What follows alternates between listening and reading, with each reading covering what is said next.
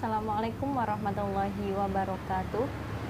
Hamdan syukran lillah, sholatan ala rasulillah, la haula wala quwata illa billah, amma ba'd. Yang terhormat Bapak Ibnu Mutakin ME selaku dosen pengampu mata kuliah Bank dan Lembaga Keuangan Syariah dan teman-teman yang berbahagia.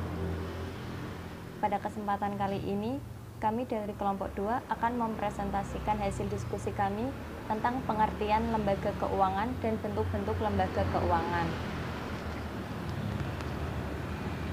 Adapun anggota dari kelompok 2 yaitu saya sendiri Ulumil Istifaiyah dengan NIM 202061069, Nuril Ulia Nikolani dengan NIM 202061085, dan Zahril Amir dengan NIM 20206100098. Di sini kami akan membahas yang pertama tentang pengertian lembaga keuangan, yang kedua peran dan fungsi lembaga keuangan syariah, yang ketiga jenis-jenis lembaga keuangan. Yang pertama, pengertian lembaga keuangan. Lembaga keuangan adalah setiap perusahaan yang kegiatan usahanya berupa menghimpun dana dan menyalurkannya sekaligus. Yang kedua, peran dan fungsi lembaga keuangan syariah. Lembaga intermediasi keuangan berdasarkan kemampuannya menghimpun dana dari masyarakat dapat dikelompokkan ke dalam 2 golongan, yaitu yang pertama lembaga keuangan depositori. Lembaga keuangan depositori menghimpun dana secara langsung dari masyarakat dalam bentuk simpanan atau deposit, misalnya giro, tabungan, atau deposito berjangka yang diterima dari penabung atau unit surplus. Yang kedua yaitu lembaga keuangan non-depositori atau yang sering disebut dengan lembaga keuangan non-bank, adalah lembaga keuangan yang lebih terfokus kepada bidang penyaluran dana. Materi selanjutnya akan disampaikan oleh rekan saya Nuril. Kepadanya saya persilahkan. Fungsi lembaga keuangan syariah. Yang pertama, yakni fungsi pengalihan aset atau asset transmutation.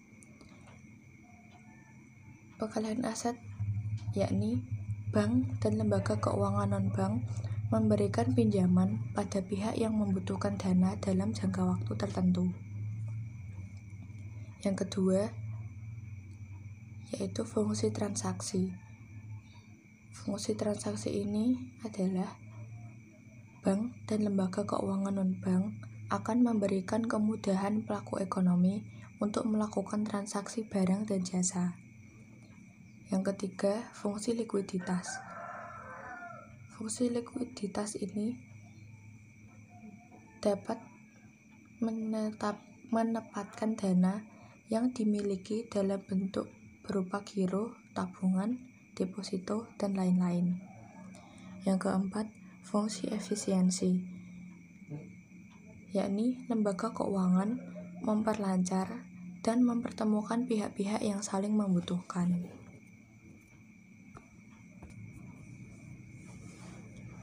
Peran pokok lembaga keuangan. Yang pertama, peran tabungan, yakni sistem keuangan menyediakan suatu mekanisme dan instrumen tabungan, misalnya obligasi, saham, dan instrumen lain. Yang kedua, peran kekayaan, yakni suatu sistem keuangan menyediakan instrumen keuangan yang dapat menyimpan dana yang berlebih dari masyarakat dalam bentuk obligasi, saham, surat utang negara, dan instrumen lain. Yang ketiga, yakni peran likuiditas. Peran likuiditas adalah kekayaan yang disimpan dalam bentuk instrumen keuangan yang dapat dikonversi menjadi kas atau uang tunai dengan cepat dan resiko yang kecil apabila sang pemilik instrumen membutuhkan uang tunai. Yang keempat, yakni peran kredit. Peran kredit adalah di mana pasar keuangan di samping menyediakan likuiditas dan memfasilitasi arus dana tabungan, juga menyediakan fasilitas kredit untuk membiayai kebutuhan konsumsi dan investasi. Yang terakhir, nomor 5, yakni pembayaran. Sistem keuangan juga menyediakan instrumen untuk melakukan mekanisme pembayaran atas transaksi barang dan jasa.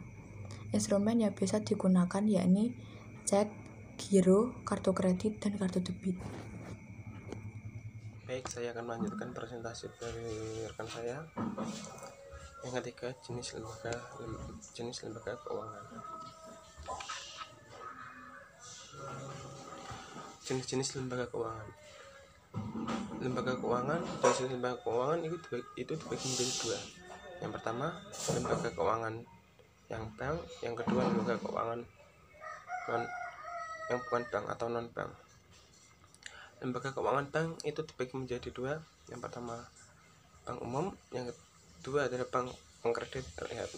Apa itu bank umum? Bank umum itu adalah bank yang melaksanakan kegiatan usaha secara konvensional atau berdasarkan prinsip syariah yang dalam kegiatan memberikan jasa dan dalam lalu lintas pembayaran. Dan apa itu bank pengkreditan rakyat? Bank pengkreditan rakyat adalah bank yang melaksanakan kegiatan usaha secara konvensional atau berdasarkan prinsip syariah yang dalam kegiatannya tidak memberikan jasa dalam lalu lintas pembayarannya. Yang kedua itu lembaga keuangan non bank. Lembaga keuangan non bank itu dibagi menjadi 8. Yang pertama ada perusahaan asuransi. Yang kedua ada tabungan asuransi pensiun. Ketiga ada koperasi. Keempat ada bursa efek atau pasar modal. Yang kelima ada perusahaan anjak piutang. Yang keenam ada perusahaan modal ventura. Dan 7 ada pegadaian. 8 ada perusahaan swaguna.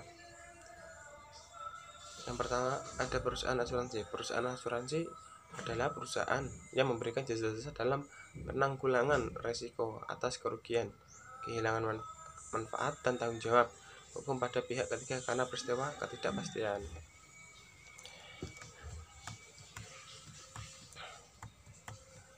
Terus yang kedua adalah tabungan asuransi pensiun.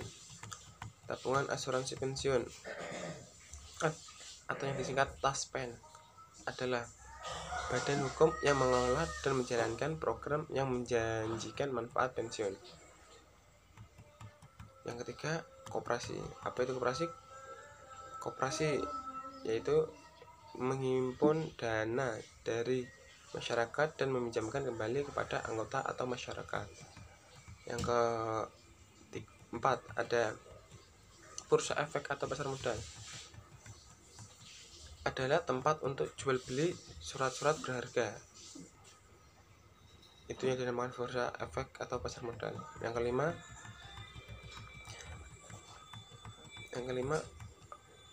perusahaan anjak piutang. Perusahaan anjak piutang adalah badan usaha yang melakukan kegiatan pembiayaannya dalam bentuk pembelian atau pengalihan serta pengurusan piutang. Dan yang keenam ada perusahaan modal ventura. Perusahaan modal ventura adalah suatu pembiayaan oleh suatu perusahaan kepada suatu perusahaan pasangan usahanya yang prinsip pembiayaannya itu menyertakan modalnya. Dan yang ke-7 ada pegadaian.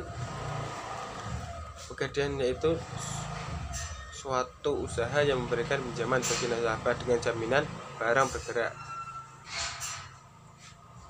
Dan adapun tujuan pegadaian adalah untuk mencegah praktik ijon, riba, dan pinjaman tidak wajar dan turut melaksanakan dan menunjang pelaksanaan kebijakan program pemerintah di bidang ekonomi. Dan yang terakhir ada perusahaan sewa guna atau leasing. Adalah pembelian secara angsuran. Namun sebelum angsuran selesai atau lunas, hak barang yang diperjualbelikan masih dimiliki oleh penjual. Namun demikian, begitu kontrak leasing ditandatangani, segala fasilitas dan kegunaan barang tersebut boleh digunakan oleh pembeli. Sekian presentasi dari kelompok kami. Selebihnya mohon maaf. Terima kasih. Wassalamualaikum warahmatullahi wabarakatuh.